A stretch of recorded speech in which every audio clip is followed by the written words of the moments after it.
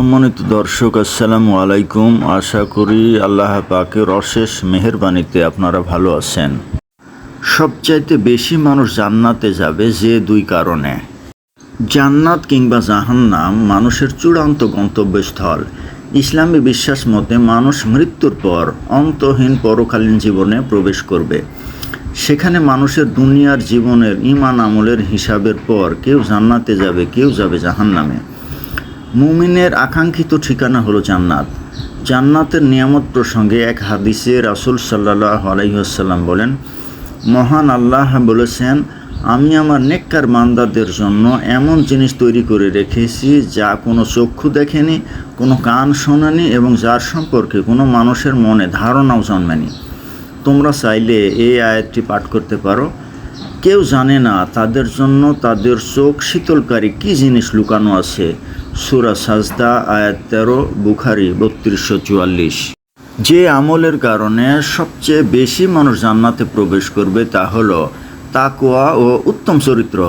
আবু হুরায়রা রাদিয়াল্লাহু তাআলা আনহু বলেন, রাসূলুল্লাহ সাল্লাল্লাহু আলাইহি ওয়াসাল্লামকে প্রশ্ন করা হলো, কোন কাজটি সবচেয়ে বেশি পরিমাণ মানুষকে জান্নাতে নিয়ে যাবে? তিনি বলেন, আল্লাহ ভীতি, তাকওয়া ও উত্তম চরিত্র।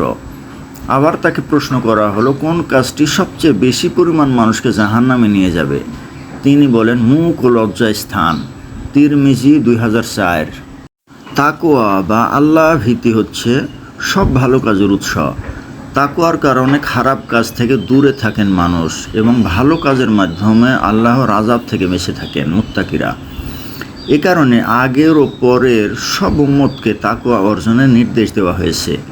আল্লাহ তাআলা বলেন, আর নিশ্চয়ই আমি নির্দেশ দিয়েছিলাম তোমাদের আগে যাদের কিতাব দেওয়া হয়েছিল তাদের এবং তোমাদেরও, যেন তোমরা তাকওয়া অবলম্বন করো।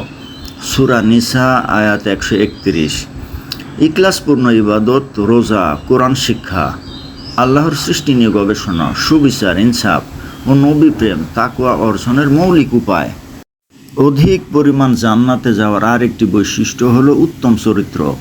আমাদের নবীজি সাল্লাল্লাহু আলাইহি ওয়াসাল্লাম ছিলেন সর্বোত্তম চরিত্রের অধিকারী। পবিত্র কোরআনে মহান আল্লাহ বলেন, আর নিশ্চয়ই আপনি মহান চরিত্রের উপর অধিষ্ঠিত। সূরা কালাম আয়াত 4।